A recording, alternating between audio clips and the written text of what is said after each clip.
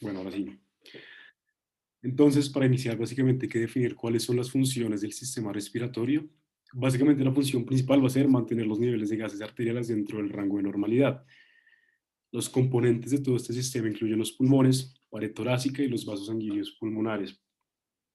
Estos diversos cambios en los valores de los gases sanguíneos van a ser censados o monitoreados por quimioreceptores centrales y periféricos. Elena les va a comentar un poco más de este tema, pero básicamente para que tengan presente que los periféricos están ubicados en el seno aórtico y básicamente van a censar cambios en la presión de oxígeno. Cuando hay una disminución de la presión menor a 60 centímetros de, perdón, menor a 60 milímetros de mercurio. Y los controladores o quimioreceptores centrales van a censar cambios en el pH y en el aumento de la presión de dióxido de carbono. El proceso final o la función principal al proceso es el intercambio gaseoso que se realiza en la membrana alveolo capilar. Para iniciar, quería mostrarles un video que muestra básicamente cuáles son las diversas tendencias de la caja torácica de los pulmones dentro de un punto de vista muy físico sobre todo. Entonces voy a ponerles este video de un minutico y ya continuamos con la tutoría. Me avisan si nos escucha.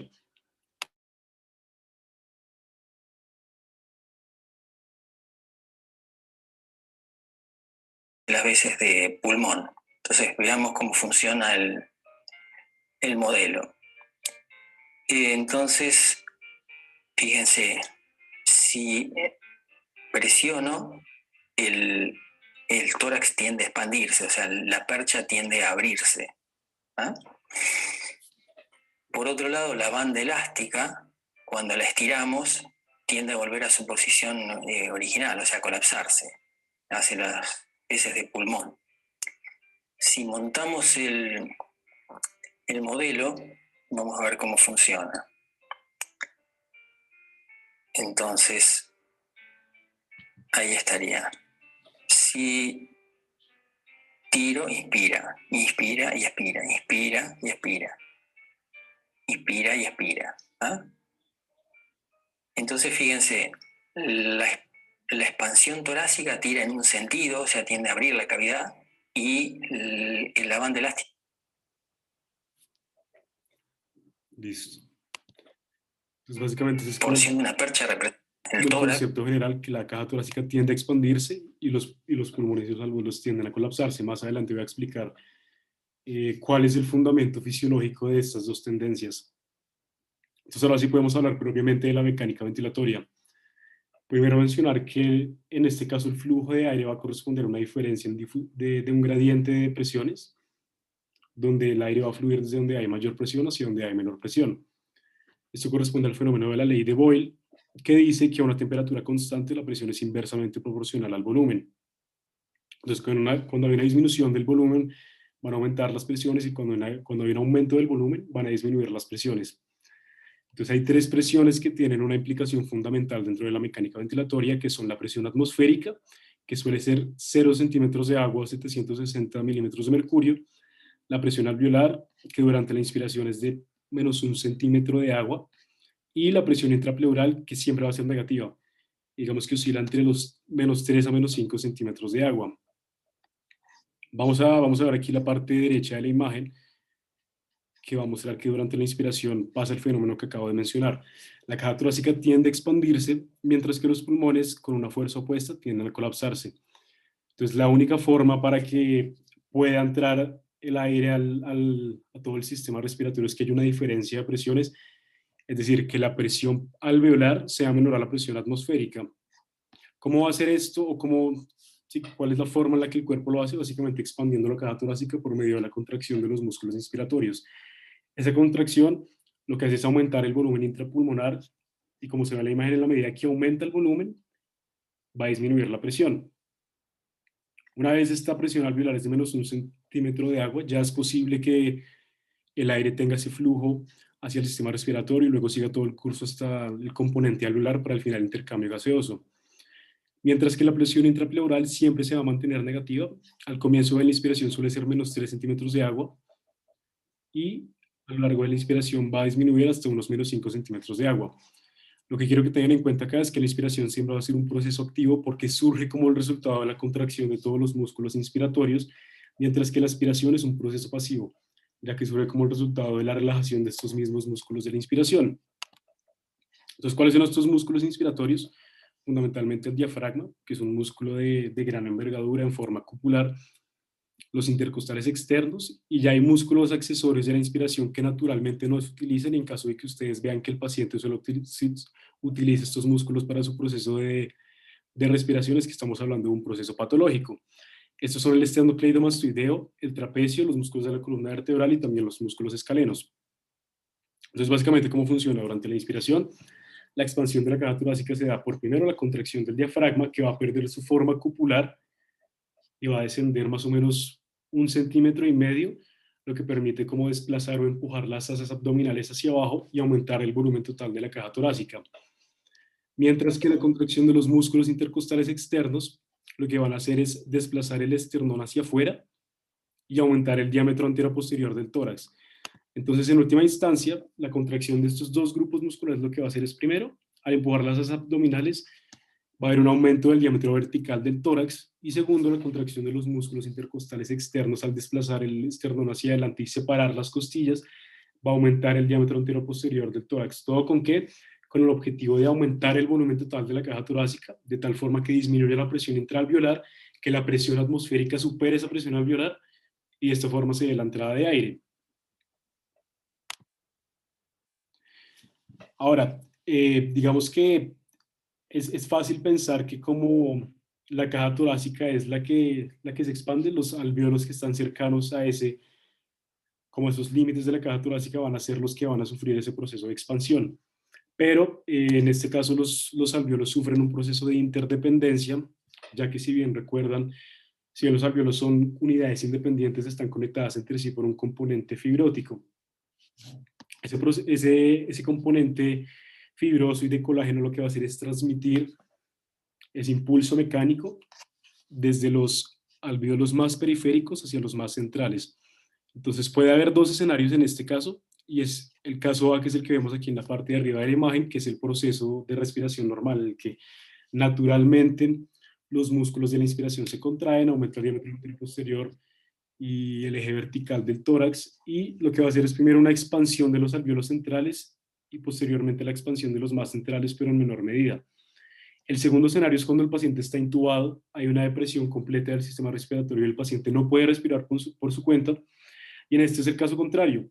Como la presión está siendo, como hay una presión positiva que viene de la intubación, es decir, digamos que por acá estaría el tubo más o menos.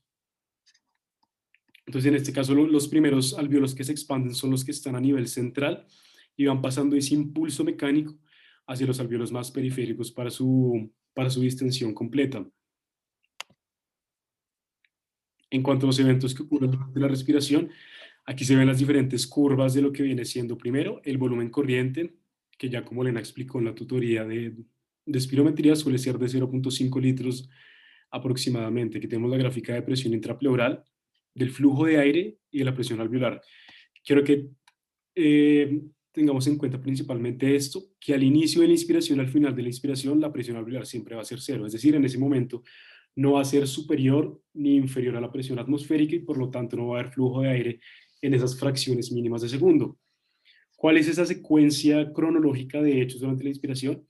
Primero, los centros respiratorios van a iniciar el proceso, se llevan eferencias hacia los diversos músculos inspiratorios, es decir, el diafragma y los intercostales externos, para que se contraigan y aumenten el volumen de la caja torácica. La contracción de estos dos grupos musculares va a generar esa expansión de la caja torácica con posterior aumento del volumen, y eso va a generar que la presión alveolar sea más negativa, es decir, llega hasta menos 1 centímetros de agua. Una vez pasa esto, la presión alveolar empieza a recuperar nuevamente su valor cercano al cero y al inicio de la expiración empieza a volverse positiva. ¿Por qué? Porque sencillamente se relajan los músculos inspiratorios, la caja torácica retoma su volumen normal, este disminuye y como disminuye el volumen, ahora está aumentando la presión. Pasamos de tener una presión de -1 durante la inspiración a +1 durante la expiración. Esa presión de +1 es mayor a la presión de 0 centímetros de agua atmosférica, y eso en última instancia es lo que permite la salida de aire de todo el sistema pulmonar, ¿listo? Y eso es lo que se explica como el mismo flujo de aire corriente. Durante la inspiración, esa distensión de la caja torácica favorece la entrada de los 0,5 litros de aire, y por la relajación de los músculos inspiratorios, el aumento de la presión, va a haber la misma salida de aire de los 0,5 litros.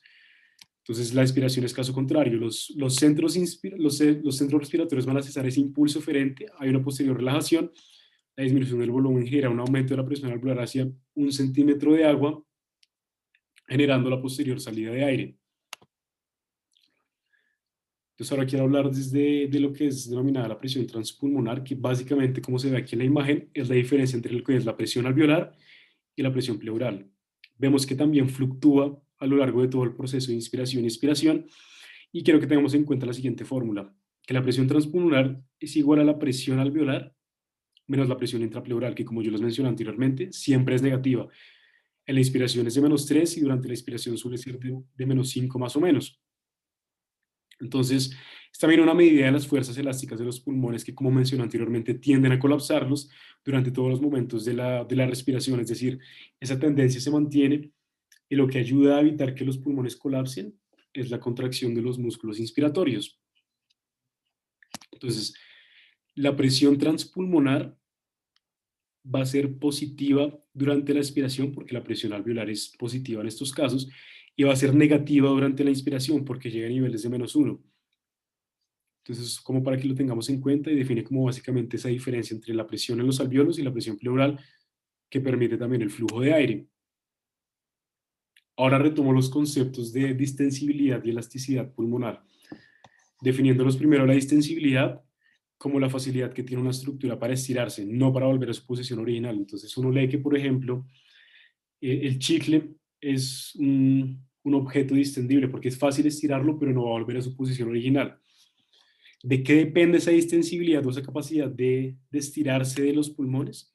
Básicamente del volumen pulmonar, del tamaño del pulmón. Recordemos que los pulmones suelen ser más grandes, primero en los adultos y segundo en los hombres. Entonces, tanto los hombres como los adultos tienen una mayor distensibilidad o compliance pulmonar, y de la tensión superficial.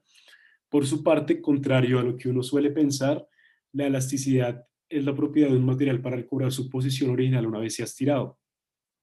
Esta también tiene unos factores determinantes que son principalmente el colágeno y la elastina.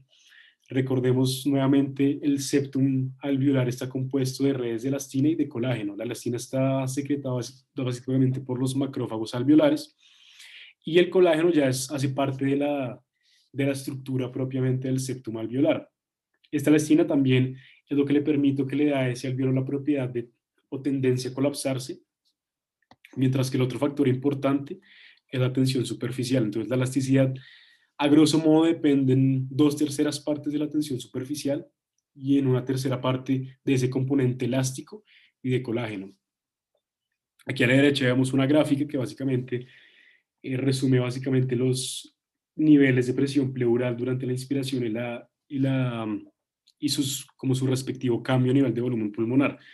¿Por qué se ve distinto en la inspiración que en la inspiración? Porque básicamente en la inspiración lo que estamos haciendo es volver la presión pleural más negativa a medida que vamos aumentando el volumen. Mientras que en la inspiración es caso contrario, lo que queremos es volver la presión pleural menos negativa en la medida que vamos sacando volumen de aire de todo el sistema pulmonar. Por eso es que se ve como distinto durante la inspiración que la expiración. Entonces, como dije anteriormente, el principal determinante de la elasticidad alveolar es la tensión superficial, que va a generar que el pulmón y los alvéolos tengan esa tendencia a colapsarse. Entonces, básicamente la tensión superficial es una fuerza que va a surgir en la superficie de separación entre un medio líquido y un medio gaseoso. Una forma buena de entenderla es por medio de la ley de Laplace, que básicamente dice que la presión a la que es supuesta un fluido está determinada por la tensión superficial sobre el radio o diámetro del circuito por el que está pasando. Entonces, podemos decir que la presión es inversamente proporcional al radio, es decir, a la medida que aumenta el radio disminuye la presión, y si disminuye el radio aumenta la presión, y directamente proporcional a la tensión superficial. ¿Listo? Entonces, en este caso, la forma del pulmón intrínseca o fisiológica para sopesar esta tensión superficial es por medio de la secreción del surfactante pulmonar, que recordemos es secretado por los neumocitos tipo 2. Entonces, digamos que no es que esté secretado en la misma proporción durante todo el componente alveolar, sino que está más concentrado en esos alvéolos de menor calibre. ¿Por qué? Porque como el radio es pequeño, en teoría debería haber una mayor presión, una mayor tendencia al colapso. Pero entonces lo que hace el alvéolo y el neumocito es secretar en mayor medida este surfactante pulmonar para reducir la tensión superficial y evitar el colapso. ¿Cómo es el flujo de aire a lo largo de todo el sistema? Como mencioné inicialmente, este va a depender de un gradiente de presiones y de la resistencia al flujo por parte de la vía aérea. La resistencia está determinada por tres factores principales, que son la longitud del sistema y la viscosidad del sistema, que por lo general son iguales, digamos, a no ser que haya condiciones como por ejemplo en el asma que aumenta la viscosidad a lo largo de toda la vía respiratoria, pero digamos que en condiciones fisiológicas la longitud y la viscosidad del sistema siempre van a ser las mismas. Por lo tanto, el principal determinante del flujo de aire va a ser el radio del tubo. ¿Listo? Entonces, este radio del tubo va a estar sujeto a todos los procesos del sistema nervioso simpático.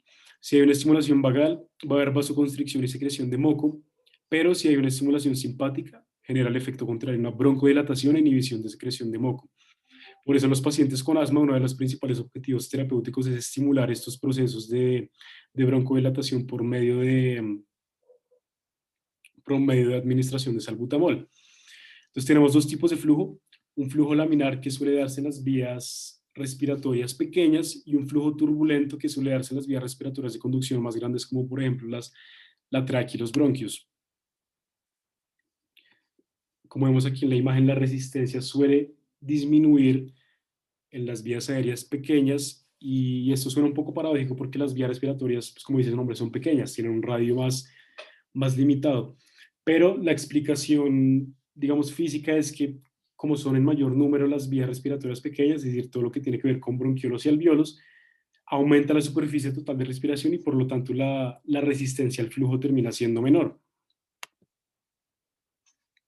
Ya para terminar, vamos a hablar, esta primera parte vamos a hablar de lo que es la relación ventilación-perfusión, que básicamente determina cuáles porciones del pulmón están mayormente perfundidas o ventiladas. Esto va muy relacionado primero con fenómenos gravitacionales. Entonces, si el paciente está en bipedestación, la sangre va a tender a desplazarse hacia las bases pulmonares. Por eso se dice que las bases pulmonares están más perfundidas que ventiladas. Caso contrario, a los ápices pulmonares, que por cercanía con la vía aérea tienden a estar mayor ventiladas que perfundidas. Por eso varía un poco como el valor de la relación ventilación-perfusión a lo largo de toda la vía aérea. Pero podemos decir básicamente que a nivel de los ápices pulmonares esta relación es de 3, porque está principalmente ventilado. En la mayor parte del parénquima pulmonar la relación va a ser de 0,8, mientras que a nivel de las bases pulmonares este valor va a ser de 0,6 porque pasa el caso contrario. Las bases están más perfundidas que ventiladas. Y ya vamos a hablar un poco de lo que es el flujo sanguíneo pulmonar y algunas características muy generales. Y es que es un sistema de alto flujo, ya que va a soportar enteramente todo el gasto cardíaco, que son 5 litros. Lo que se relaciona mucho con que es un sistema de bajas presiones, ya que solo con 10 milímetros de mercurio es suficiente para que todo el flujo sanguíneo pulmonar pueda desplazarse libremente por todas sus ramificaciones. Es un sistema de baja resistencia vascular, lo que implica que es fácilmente distendible.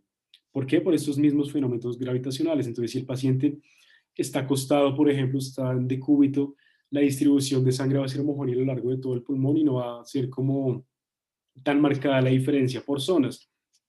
Mientras que si el paciente súbitamente tiene un cambio a bipedestación, los vasos sanguíneos pulmonares deben tener la capacidad, sobre todo en las bases pulmonares, de resistir ese aumento abrupto del flujo para poder contener la sangre y mantener como la perfusión adecuada en esas bases pulmonares. Hay una división funcional, no necesariamente anatómica, que va muy relacionada con este tema de la ventilación y la perfusión, que son las zonas de West. Hay una zona 1 que en condiciones fisiológicas no se suele presentar mucho, en la que la presión alveolar es mayor que la presión arterial y esta a su vez es mayor que la presión venosa. Por lo tanto, se dice que esta zona no está casi que nada perfundida. Hay una zona 2 que es la que principalmente se maneja, donde la presión arterial es mayor que la presión alveolar, es decir, se puede dar esa perfusión, ese intercambio gaseoso, y estas dos a su vez son mayores que la presión venosa. Y tenemos una tercera zona en esos lugares donde la presión arterial va a ser mayor que la presión venosa y esta a su vez va a ser mayor que la presión arterial, que son esas zonas que tienden a estar mucho más profundidas que el resto. Entonces, listo, esa sería como la primera parte. Queríamos hacerles como unas preguntas básicas de volúmenes pulmonares antes de que Elena continúe con toda la parte de difusión de gases y control respiratorio. Entonces, si alguien sabe las respuestas por chat o quiere levantar acá la mano, que nos diga que, como que nos complete estas preguntas. Entonces, la cantidad de aire No que por ingresa. puntos. Sí, sí, sí. No por Pero esto es puntos. para los puntos de la De rotación las de la rotaciones. responsabilidad. Ujú. Entonces, la cantidad de aire que ingresa a los pulmones con cada inspiración o la cantidad de aire que sale con cada inspiración es. ¿Sí, Andrés? El volumen tidal, Sí, muy bien. ¿Y te acuerdas de cuánto es? 500 mililitros. Ujú. Perfecto. Listo, perfecto. Entonces, el aire que queda en los pulmones luego del esfuerzo expiratorio máximo corresponde a. Volumen residual. ¿Quién habló? ¿Carlos? Sí, ¿se escucha? Sí, volumen Este, residual. vale. ¿Y de cuánto ¿Puedo es más o contestar por menos? el chat? Dime. Depende, ese varía con la edad. Sí, pero Ese un valor aumenta. estándar. Eh, creo que de 1200 a nivel estándar, pero creo que un adulto promedio es 1300, pero igual no sabría decirte si estoy en lo correcto o no. Va por ahí más o menos. 1.5. Listo, Vale, siguiente. por Bueno, poquito. Vale. tranquilo, pero bien, sí. Siguiente. Hay dos, Ush, ush, ush. ¿Cuál es? inspiratorio y expiratorio. Ok.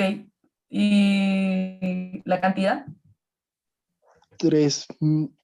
Sí, creo que son 3 litros del que entra, o sea, inspiratorio, Ajá. y 1.2. Mierda, ahora no sé si, yo creo que me voy a equivocar en esta. 1.2 es del que sale, si no estoy mal, o si no lo dije a lo contrario. Bueno, ¿qué le ayuda? Ahora el micrófono. Rami, ¿sabes? Qué pena. ¿Sí está bien o me equivoqué? María Paula. La cantidad no lo sé. 1 litro aproximadamente. Bueno, ya miramos. Quien me lo mande por chat en el grupo tiene un punto. ¿Listo? Siguiente, ¿cuál es la definición de capacidad vital forzada?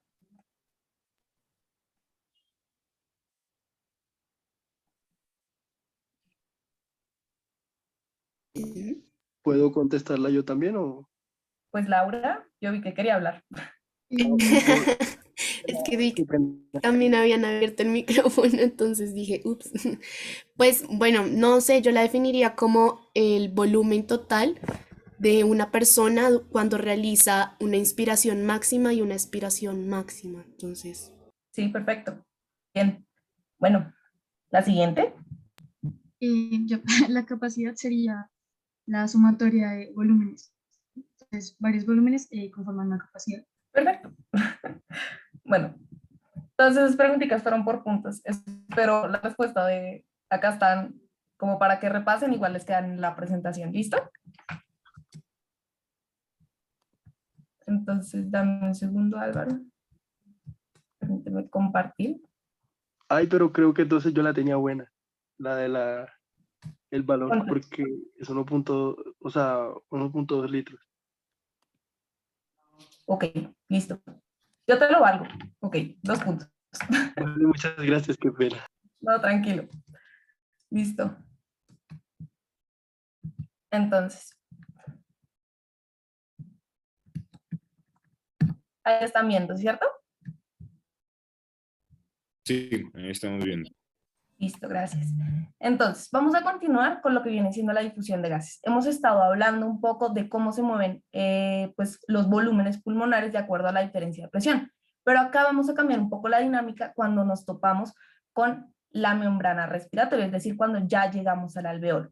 Acá, ¿qué es lo que nos importa? No tanto que se desplace, sino qué tan rápido pase. Es decir, qué tanto nos va a impedir esa barrera con la que nos encontramos para que el aire se mueva del alveolo a la sangre. ¿Listo?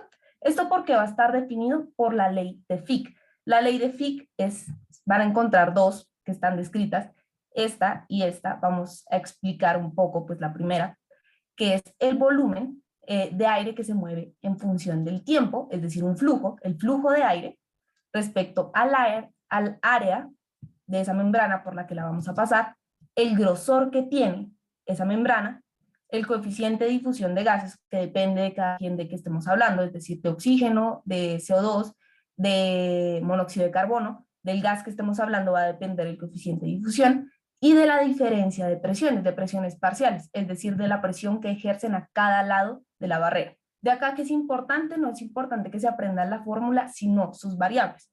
Es decir, que es directamente proporcional y que es inversamente proporcional. Lo que es directamente proporcional nos va a favorecer que ese aire pase por la membrana, ¿está bien? Listo, entonces, si tenemos un área mucho más grande, pues mucho más aire va a pasar. Si hay una diferencia de presión mucho más grande, pues también mucho más aire va a pasar. Y de la solubilidad del gas lo vamos a tener ahí en stand-by porque vamos a hablar de algo muy importante que viene ahorita. Ahora sí, inversamente proporcional, ¿qué nos va a impedir que pase ese aire? El espesor y la raíz cuadrada del peso molecular. Esta vaina la vamos a obviar porque pues a ninguno nos interesa muy bien calcular cuánto pesa el oxígeno, pero el espesor sí es bastante importante. ¿Por qué es bastante importante? Porque en patologías como la fibrosis, el edema, vamos a aumentar el área que tiene que pasar el gas, ya sea dióxido de carbono o oxígeno, pero esto nos va a hacer más difícil el paso del aire. Listo, entonces ya vimos qué tan rápido, qué favorece la entrada de aire. Pongamos un ejemplo, digamos, en el área de la membrana. Vamos a ver que los alveolos están distribuidos como uvitas, ¿listo? Todas estas áreas, por ejemplo, hacen contacto con el aire y se puede llegar a pasar. Sin embargo, ¿qué pasa, digamos, por ejemplo, en el EPOC? En el EPOC se nos forma un gran alveolo, se destruyen lo que vienen siendo los tabiques que se encuentran separando cada uno de ellos. Uno diría, pues perfecto, ¿no? Porque hay un alveolo súper grande, ¿listo? Pero ¿qué pasa acá? Que igual se han perdido todas estas áreas. Estas son áreas de contacto que nos permiten a nosotros poder hacer el intercambio de gases. Es decir, que vemos afectada el área de la membrana y vamos a tener menor difusión del gas. ¿Listo? Eso por el lado de la ley de Fick. Ahora, vamos a analizar un poco lo que viene siendo toda la membrana respiratoria. La membrana respiratoria vamos a tomarla o calcularla o verla desde el surfractante o el líquido pulmonar. Va a pasar el líquido pulmonar y va a tener que pasar lo que viene siendo el epitelio alveolar, del epitelio alveolar, el intersticio y ya luego lo que viene siendo la membrana basal capilar para pasar a la sangre. La membrana basal capilar y lo que viene siendo la membrana de los alveolos pues se puede fusionar y por eso en algunos libros recibe el nombre de membrana alveolo-capilar, ¿listo? Pero pues en general la membrana respiratoria. Ahora, ¿se acuerdan que yo les había dicho que la solubilidad es algo que vamos a tratar ahora mismo? Listo. Digamos, la solubilidad la hablamos cuando intentamos nosotros pasar ese gas a través de un líquido, ¿listo? El líquido pulmonar. ¿Qué pasa acá y por qué es importante para diferenciar el oxígeno del dióxido de carbono? El oxígeno es muchísimo menos denso. Eso quiere decir que técnicamente, por la raíz cuadrada del peso molecular, que les dije que no nos importa demasiado, el oxígeno debería pasar muchísimo más rápido, 1,2 veces más rápido que el dióxido de carbono. Sin embargo, ¿qué pasa acá? Que el dióxido de carbono es muchísimo más soluble. Eso quiere decir que la fase que es líquida le va a ser muchísimo más fácil, incluso hasta de 20 a 22 veces más difundible por esa membrana. ¿Eso en qué nos da? que cuando nosotros tenemos alteraciones de la membrana, lo primero que va a haber es que se va a afectar la difusión del oxígeno. Y por último, se va a afectar la difusión del CO2. Es así que nosotros vamos a tener primero un estado de hipoxia y luego, mucho después, vamos a tener un estado de retención de CO2. Cuando estamos reteniendo CO2, podemos decir que nuestra patología ha avanzado mucho más de lo que podríamos llegar a esperar. Ahora, no todo depende de cómo se difunden estos gases, ¿listo? Sino también de qué está pasando por ahí. Dame un segundito. Ando un poco enferma y sin agua, pues esto no sería posible. Bueno, entonces, como les decía, no todo depende de la membrana alveolo-capilar, sino también de la perfusión que está pasando. Eso quiere decir que tenemos dos variables. Vamos a tomar el ejemplo con el óxido nitroso y con el CO2. ¿Listo? Con el CO2 es un viejo conocido, si se acuerdan del caso de muerte dulce, por allá en primero, o bueno, no sé si lo han cambiado, pero pues a nosotros nos ponían un caso de eso, en donde nos enseñaban que que el monóxido de carbono se une muy fuertemente a lo que viene siendo la hemoglobina. Eso que nos representa en la fisiología pulmonar y cómo vamos a llegar a entenderlo y relacionarlo con las pruebas de función pulmonar, que el CO2 no se va a acumular en el vaso, no va a generar presión arterial, pues se va a unir todo lo que pase de una vez a la hemoglobina. Es así que si nosotros encontramos alguna alteración en la membrana, es la única forma en la que nosotros podríamos alterar la difusión de CO2, ¿listo? Porque no va a generar presión arterial. Y este es el principio en el que se basa la prueba de difusión de monóxido de carbono. Pues si no se acumula y no genera presión arterial, pues entonces técnicamente va a ser la misma presión que se encuentra en el alveolo. Nosotros, ¿qué le decimos al paciente? Que inspire un poco de gas, ¿listo? Y vamos a medir la presión con la que sale. Eso quiere decir cuánto difundió ese gas, ¿listo? Eso básicamente por emisión de monóxido de carbono. Aquí vamos a decir que este gas viene de la membrana, ¿listo? Pero pasa, digamos, con como el oxígeno. Si aquí hasta las presiones va a dejar de haber, ¿listo? Entonces, de que se siga difundiendo el óxido nitroso, de que haya perfusión, ¿listo? Entonces, eso quiere decir que vamos a encontrar que depende de la perfusión. Esto mismo va a pasar con el CO2, con el oxígeno, perdón. ¿Qué pasa con el oxígeno? El oxígeno sí difunde bien, sí se une bien a la hemoglobina, pero vamos a ver que es más dependiente de presión, tanto y aún así de presión de perfusión. No difunde tanto y aún así se puede llegar a unir a la hemoglobina, ven que sí se disuelve y sí genera presión arterial. Es nosotros con una presión de 40 e igual a una presión de 1 milímetro de mercurio de diferencia en la presión que existe en el alveolo que existe en el vaso. Eso nos genera una gran diferencia. Eso quiere decir que si, por ejemplo, nosotros empezamos a alterar, aún así se puede alterar la difusión 2. En estas situaciones es cuando nosotros estamos enfrentados a una patología tipo fibrótica que nos altera la membrana y podríamos llegar a medir si se están acumulando los gases. ¿Listo? Llega una pregunta. Qué pena, ¿podrías volver a explicar el papel del CO2 en la difusión? Listo. Lo que pasa, alguien levantó la mano, si quieren hablar el micrófono, a mí no me molesta. Yo tengo una pregunta, pero primero respondes a después yo te pregunto la mía. Bueno. Listo, dale. Bueno, entonces, lo que pasa con el CO2 es que difunde perfectamente con el CO2. Con el monóxido de carbono es que difunde perfectamente la membrana, ¿listo? Pero se va a unir de una vez porque es extremadamente afín con la hemoglobina. Eso quiere decir que no se va a acumular acá, va a ir directamente a los glóbulos rojos. No va a generar presión en el vaso. Eso quiere decir que la misma presión que hay en el alveolo va a conservarse, ¿listo?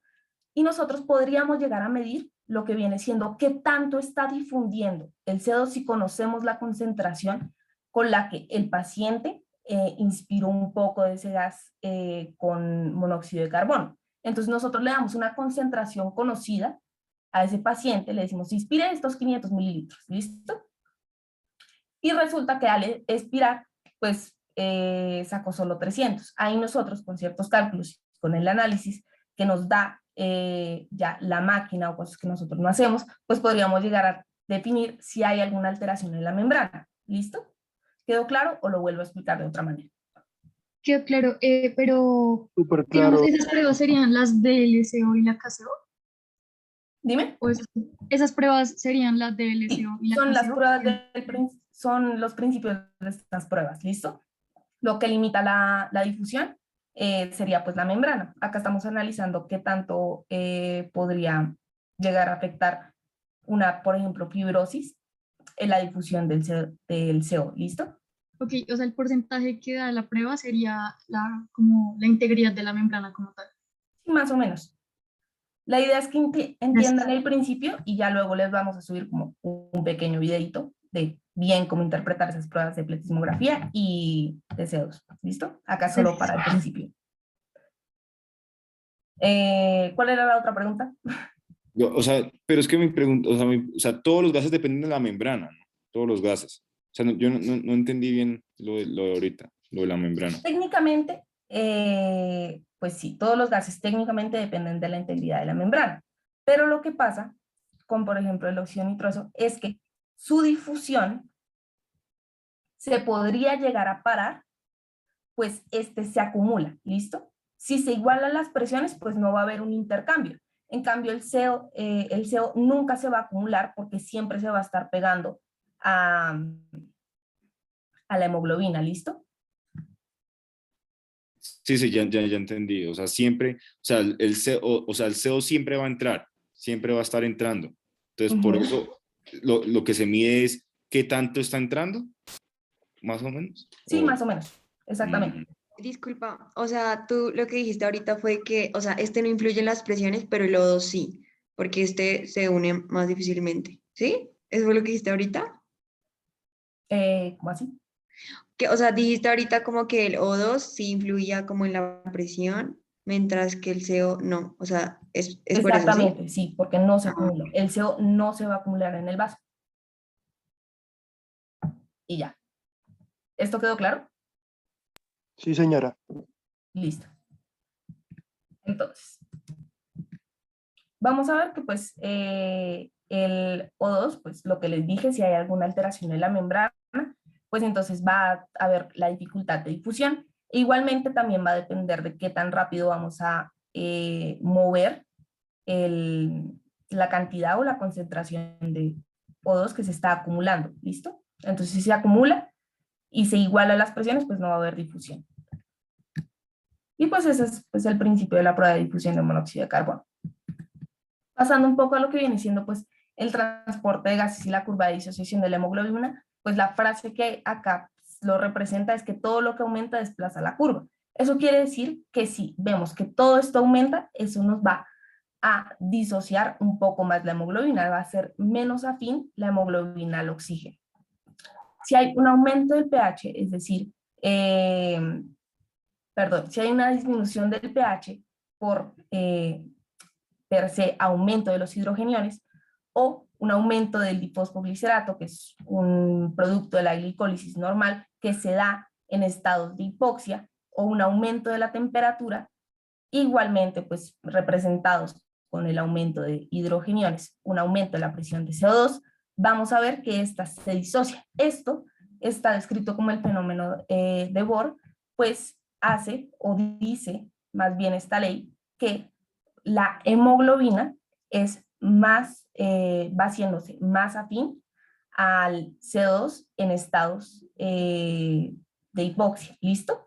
Lo que pasa acá es que vamos a terminar relacionándolo, por ejemplo, la temperatura, pues esta se hace mucho más en el sentido de que el O2 va a disolverse mucho en la sangre y no se va a pegar tanto la hemoglobina. Igualmente esto mismo pasa, vamos a tener un poco más de oxígeno libre, pues la hemoglobina nos está haciendo afín a lo que viene siendo pegarse en estados de acidosis. ¿Listo?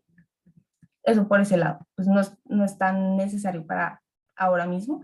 Lo vamos a ahondar más en lo que viene siendo la teoría de gases arteriales. Listo.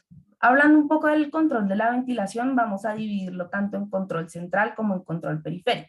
En el control central vamos a ver que se van a integrar todo lo que hemos estado viendo, tanto la ventilación mecánica como aquellas partes del control químico en donde vemos gases y vemos CO2 y cómo se comporta el oxígeno en la sangre. Aquí vamos a dividirlo, el control central, en la corteza y el tronco encefálico.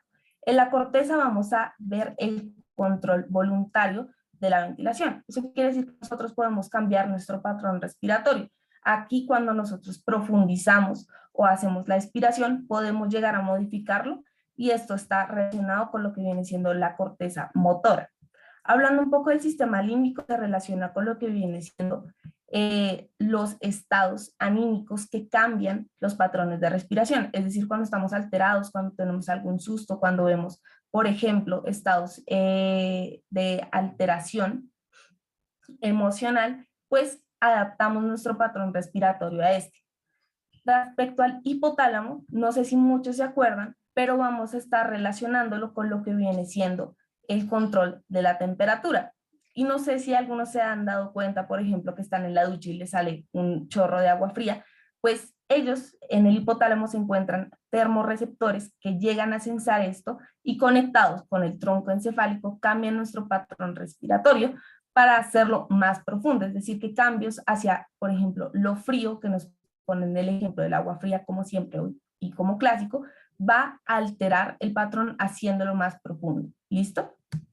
Ese lado por la corteza. Sin embargo, pues en lo que respecta al control central es muchísimo más importante o muchísimo más relevante al analizarlo el tronco encefálico. Pues acá se van a integrar todo el control central, los efectores, es decir, los músculos respiratorios donde vamos a cambiar nuestra mecánica respiratoria y los sensores que también vamos a encontrar los quimiorreceptores y los receptores pulmonares que van a captar, por ejemplo, el estiramiento, patrones de irritación, patrones o moléculas de irritación, y también vamos a evitar lo que viene siendo la superinsuflación de los pulmones.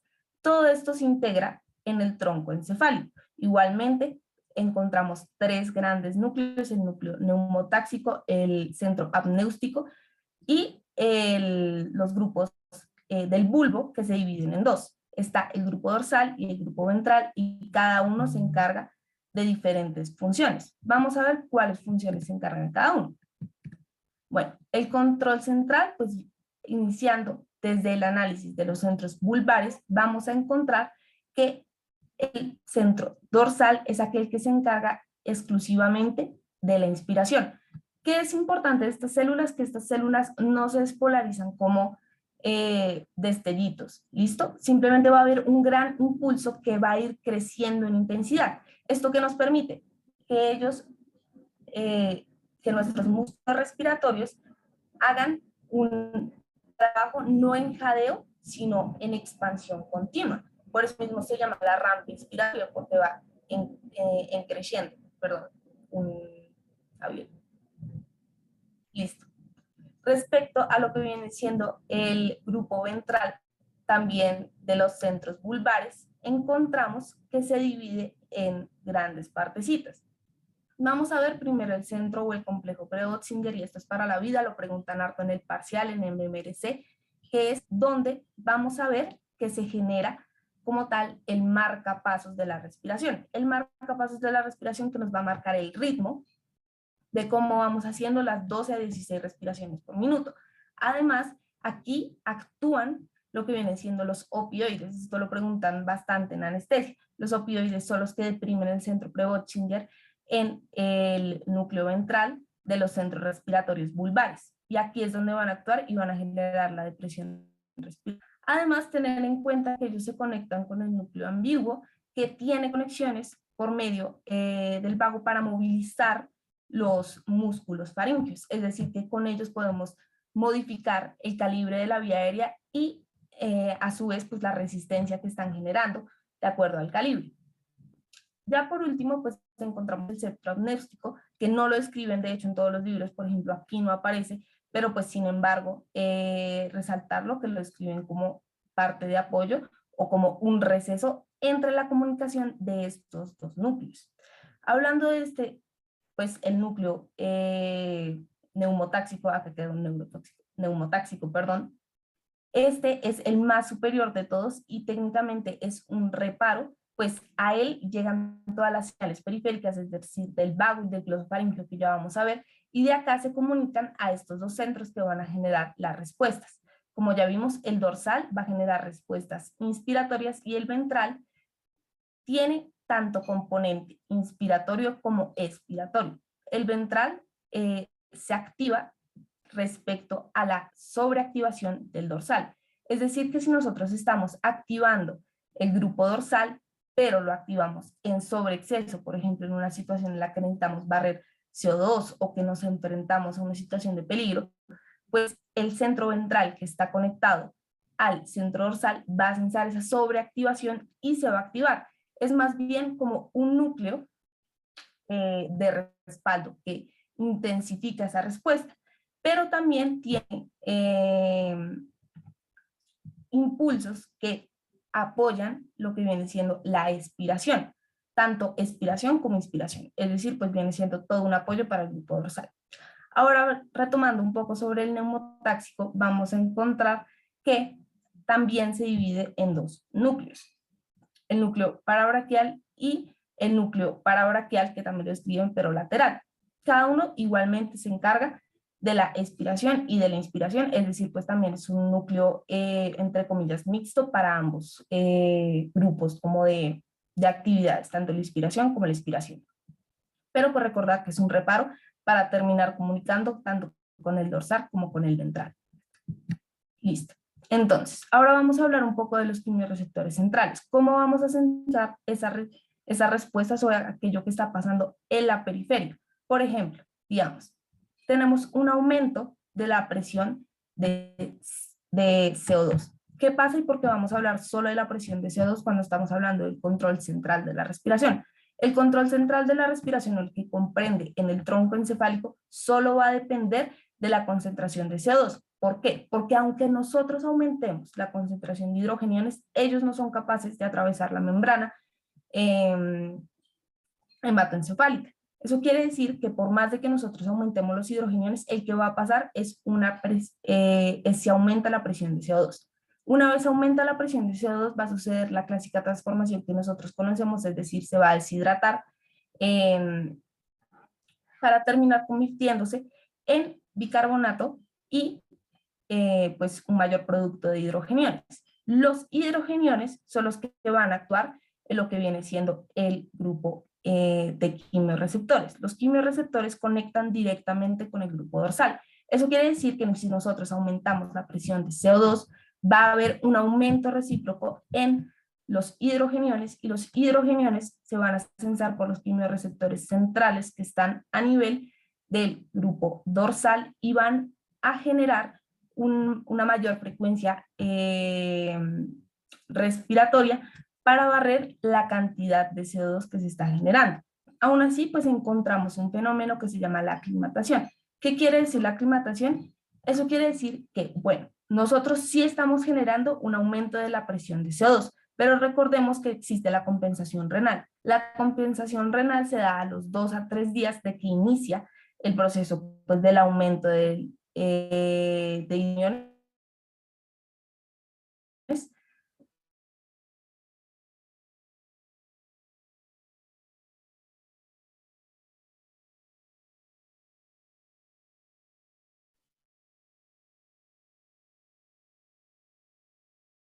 por el aumento, aún así manejen.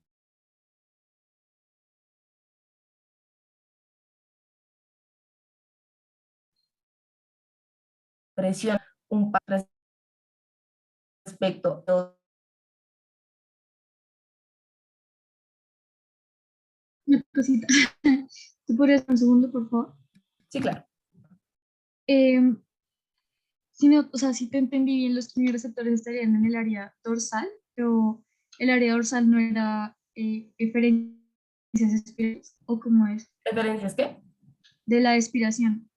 No, el área dorsal, estamos hablando de los centros vulvares, ¿listo? Los centros vulvares se dividen en dos, dorsal y ventral. El dorsal es el que se encarga de la inspiración, el ventral se encarga de ambos, ¿listo? Tiene impulsos para ambos, tanto expiratorio pero inspiratorio. Pero ¿qué pasa con el ventral? Solo se activa si hay una sobreexcitación del dorsal. Eso quiere decir que actúa como un apoyo hacia el grupo dorsal. ¿Listo? Ok, gracias. Yo tengo otra preguntita, lo del concepto de aclimatación. O sea, un paciente con un nivel adecuado de oxígeno, pero si le cambia el CO2, o sea, va a aumentar la respiración, pero después se va a bajar, o no, no entendí bien ese concepto. ¿Qué pasa con eso? Lo que pasa es que nosotros generamos una respuesta aguda, ¿listo? Entonces nosotros aumentamos la concentración de CO2. Aumentamos la concentración de CO2 y el CO2 es el que va a atravesar la barrera. Cuando atraviesa la barrera, pues se disocia en hidrogeniones. Nosotros necesitamos un buffer para los hidrogeniones, es decir, algo que los neutralice. Nosotros ahora mismo no tenemos ese recurso, pero nuestro riñón va a empezar a trabajar en eso. Va a alcanzar concentraciones de bicarbonato, es decir, el buffer que necesitamos para amortiguar esos hidrogeniones, lo suficientemente altos en 2 a 3 días. ¿Listo? ¿Qué pasa? Que puede que nuestro paciente continúe reteniendo CO2, lo que les hablé de la membrana, que digamos la membrana está dañada y nosotros no podemos difundir ese CO2 para sacarlo, ¿listo? Pero de acuerdo a la compensación renal y el aumento de la reabsorción de bicarbonato, por más de que se produzcan hidrogeniones, nosotros podremos o tendremos la capacidad de amortiguarlos, ¿listo? Si tenemos la capacidad de amortiguarlos y por más de que tengamos un CO2 pues bastante alto, pues no vamos a presentar un cambio respiratorio, ¿listo? Disculpa, una pregunta. Espera, no entendí. O sea, ¿el CO2 sí pasa la barrera o no? El CO2 sí pasa la barrera. El que no pasa la barrera son los hidrogeniones. Ah, ok, ya, gracias. Pero el CO2 se disocia en hidrogeniones, ¿listo? Pero, o sea, yo entendí, o sea, lo que me acuerdo que la doctora dijo en la clase fue que, o sea, cuando pasa el CO2 la barrera y se disocia, se disocia en hidrogeniones, ese cambio, o sea, esa baja de pH va a estimular esos receptores para que aumente para que aumente las frecuencias respiratorias, ¿cierto? Sí. Y o sea, es más, o sea, ya nos mostraba una tabla que decía que a una concentración estable de oxígeno, digamos de, no sé, 60 milímetros de mercurio, si se cambia la concentración de CO2, la respiración va a cambiar como va a cambiar bastante. Y si se cambia el oxígeno, eso no va, o sea, es más importante sacar ese CO2 bueno, en ese corto tiempo o sea, no sé cómo hacerme entender, como que el CO, o sea, la hipercapnia a corto plazo es peor que una hipoxia. ¿Sí me hago entender? Sí, te haces entender. Pero entonces no sé cómo eso se relaciona con el concepto de aclimatación. El concepto de aclimatación es que lo que tú acabas de decir es algo agudo, ¿listo? Si hay un cambio abrupto, como dijiste, usaste exactamente esa palabra, si hay un cambio abrupto en la presión de CO2, pues va a haber lo que viene siendo todo el proceso de generación de hidrogeniones. Sin embargo, ya en procesos crónicos, un EPOC, vamos a presentar el fenómeno de aclimatación, es decir, que vamos a aumentar la concentración de bicarbonato en el cuerpo y vamos a poder hacer buffer para los hidrogeniones presentes, ¿listo? Si hacemos buffer a los hidrogeniones presentes, pues no vamos a generar ningún cambio, ¿listo? Y se va a mantener el pH, o sea, ya el cuerpo sabe. Exactamente. Ah, ya entendí, ya entendí. Sí, Sí, eso es por compensación renal. ¿Listo? sí, ya queda claro. Gracias. Dale. Entonces, pasando a los quimiorreceptores periféricos. Los quimiorreceptores periféricos, ellos están localizados tanto en el cuerpo carotidio como en el cuerpo aórtico. ¿Listo?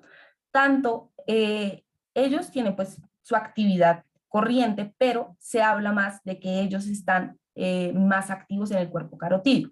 Igual hay algunos libros que mencionan que los cuerpos aórticos están más activos durante la niñez, pero la idea es que nos centremos en los cuerpos carotidios. Cada uno de ellos se transmite o transmite su señal por un nervio aferente diferente. Un nervio aferente diferente. Bueno, el cuerpo carotidio utiliza el nervio glosofaríngeo y el cuerpo aórtico utiliza el vago para transmitir sus señales, como lo podemos ver acá. ¿Listo? ¿Qué nos va a diferenciar? Pues la actividad. El cuerpo carotidio va a ser muchísimo más como eficiente en generar esa respuesta.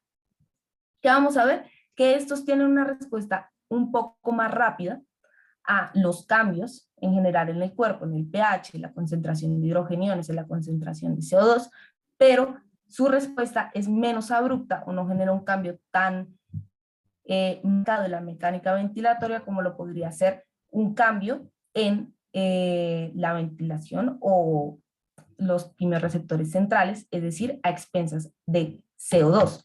Aquí vamos a ver que ellos sí pueden llegar a sensar las concentraciones de oxígeno.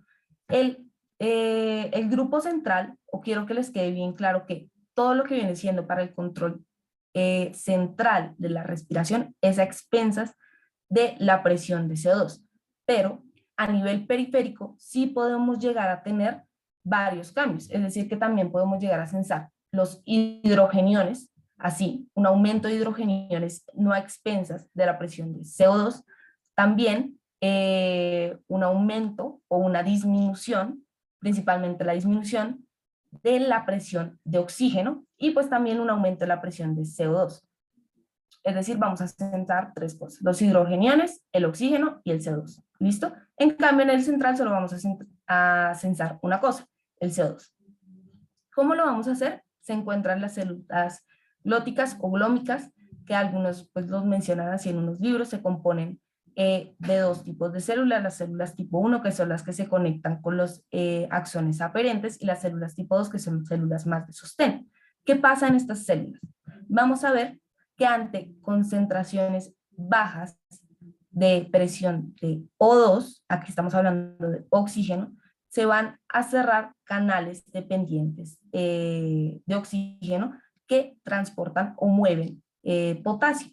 Es así que se va a acumular dentro de la célula glómica y va a abrir ese pues, aumento, la carga positiva, va a abrir canales de calcio y los canales de calcio van a generar la despolarización de las células y van a liberar. Antes se pensaba que era pues acetil dopamina, pero pues ahora hay modelos con ATP y pues acetilcolina, pero pues no se les extrañe que vean tanto dopamina como acetilcolina o ATP cuando les describan este fenómeno.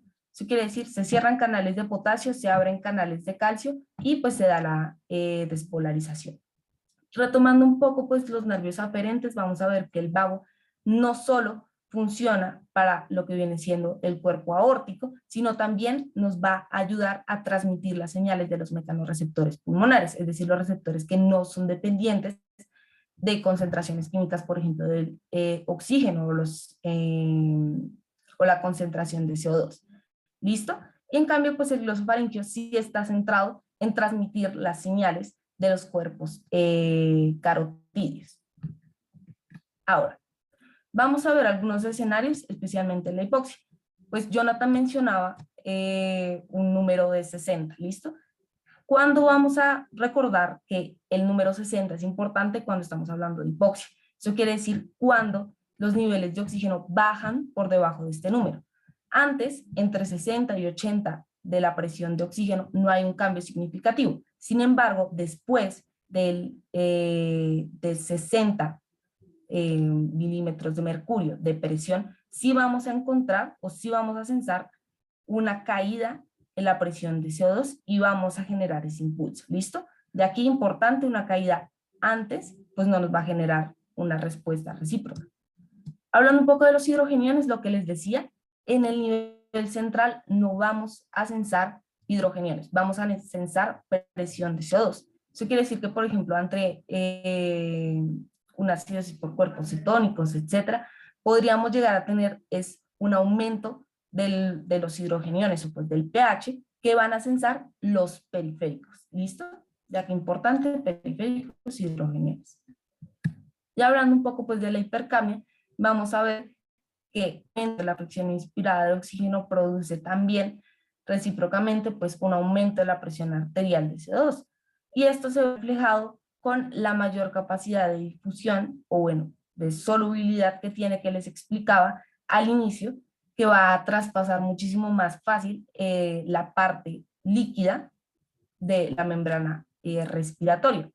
Igualmente, pues una disminución de la fracción inspirada de oxígeno disminuirá la ventilación por minuto. Esto por el mismo proceso que habíamos explicado en el control de la ventilación central. Pues va a pasar menos CO2, va a haber menos disociación de hidrogeniones, el pH va a ser más alto y vamos a inhibir como tal la respuesta del grupo dorsal para que no genere una inspiración que tenga lo ideal de barrer el CO2 pues, resultante. Listo, entonces, ahora, pues 2 preguntas y también pues por puntos. La idea es que me digan cómo se llama este patrón respiratorio, si alguno sabe. Dime, Nata. Sí, creo que se llama el de Cheyne-Stokes, algo así. Sí, bien. Y ¿Alguna causa? No sé si puede ser algún tipo de acidosis metabólica. Más o menos. Bueno, dejemos las causas ahí. Sí, ¿quién levantó la mano? Nata, ¿quieres hablar? No, ya era eso. Ah, listo. No, pues abran el micrófono, eso pues, no tengo problema con que me interrumpan. Tal vez en apnea. Pues creo que Entonces, yo quiero escuchar como la explicación fisiológica que le dan a este patrón. ¿Listo? Si alguno tiene idea. Yo he escuchado de pronto como de lesiones del sistema nervioso central que podrían ocasionarlo. Entonces, en caso de que, por ejemplo, los centros reguladores estén afectados, en específico, creo que es como el núcleo retrotrapezoide, donde se sensa más que todo lo del dióxido de carbono y los hidrogeniones. Cuando hay lesiones a nivel como del bulbo, es posible que al principio como que la persona sensa una cantidad grande de dióxido de carbono indirectamente por medio de los hidrogeniones y eso comienza como a acelerar progresivamente la respiración, a hacer la taquipnea y también hipernea, que sea más profunda. Pero en el punto en que deja de censarse esas cantidades como exacerbadas de dióxido de carbono, pues lo que hace el centro regulatorio es bajar nuevamente la frecuencia, pues bueno, principalmente como la profundidad y la frecuencia hasta un punto en donde llega la apnea. Y nuevamente es un ciclo vicioso, entonces como en la apnea volvemos a tener tanto dióxido de carbono, entonces vuelve y se repite el patrón y eso sucede mucho, por ejemplo, cuando las personas hacen apnea del sueño, creo. Sí, pues más o menos va por ahí, exactamente, total. El mecanismo fisiopatológico es ese, que se acumula CO2, entonces pues hacemos el barrido, aumentamos la frecuencia y la profundidad, hasta un punto que pues, terminamos sin nada de CO2 en el cuerpo y hacemos apnea, se acumula, lo botamos, se acumula, lo botamos. Y son por causas de daños a nivel central pues, del bulbo. Listo. Perfecto. Y pues es la respiración de Cheyne-Stokes. Bueno, hablando del control periférico ya no químico, vamos a encontrar 2 grandes formas de transmitir esta señal. Encontramos las mielinizadas y las no mielinizadas. ¿Cuál es lo más importante que vamos a ver? No tanto las fibras que lo transmiten, sino más bien los receptores y a qué nos estamos refiriendo. Los receptores de estiramiento que están asociados pues, a la pleura nos van a evitar lo que viene siendo la hiperinsuflación. La hiperinsuflación se describe o pues la evitamos por medio del reflejo de Hering-Breuer. Este reflejo se activa cuando censamos un estiramiento más allá de los 800 mililitros hasta 1.5 litros, que está escrito en algunos libros. Eso quiere decir que estos receptores envían una señal para desconectar la rampa inspiratoria. Por medio del vago, todos estos, pues por medio del vago, lo que les había dicho, los mecanorreceptores se conectan por medio del nervio vago, va a enviar la señal, va a recibirla el neumotáxico, como les dije, es un centro de parada, y del neumotáxico se va a comunicar con el rampa inspiratoria. Es decir, que ese impulso que va creciendo, lo vamos a cortar cuando estos receptores sensan que ya estiramos demasiado el pulmón. También encontramos los receptores de irritación y los receptores J, que básicamente actúan igual, basándose en el principio de detectar aquellas moléculas que nos están generando irritación de la vía aérea. Estas se encuentran tanto a nivel pulmonar y como a nivel bronquial y nos causan la irritación, no la sensan. Y aquí estos son extremadamente importantes en lo que viene siendo el control de la tos, que pues ya en tutorías siguientes vamos a hablar. Ahora bien, vamos a mirar un poco lo que viene siendo los receptores que se encuentran en los músculos y en los tendones. ¿Qué pasa con estos receptores? Que ellos van a sensar el movimiento. Cuando sensan el movimiento, van a mandar una señal por medio del ganglio de la raíz dorsal y van a subir por toda la columna dorsal. Cuando suben por toda la columna dorsal, terminan haciendo contacto con el núcleo dorsal. Eso quiere decir que van a terminar aumentando la respiración. Y si aumenta la respiración, pues también la frecuencia inspiratoria. Eso quiere decir que nosotros vamos a sensar el movimiento. Cuando empezamos a hacer el ejercicio, que es pues donde se describe este fenómeno, nosotros aumentamos las señales que llegan al núcleo dorsal y es por eso que vamos a aumentar nuestra frecuencia respiratoria cuando se aumenta ese movimiento. ¿Listo? Eso por ese lado de los receptores. Ya si hacemos como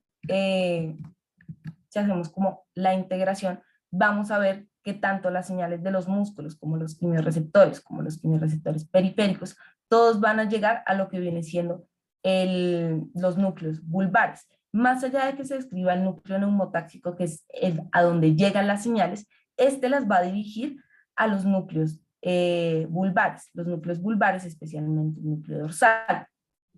Ahora, les voy a dar dos claves que siempre preguntan en los parciales. No se les vaya a olvidar que en el complejo Brevet-Singer es donde actúan los opioides.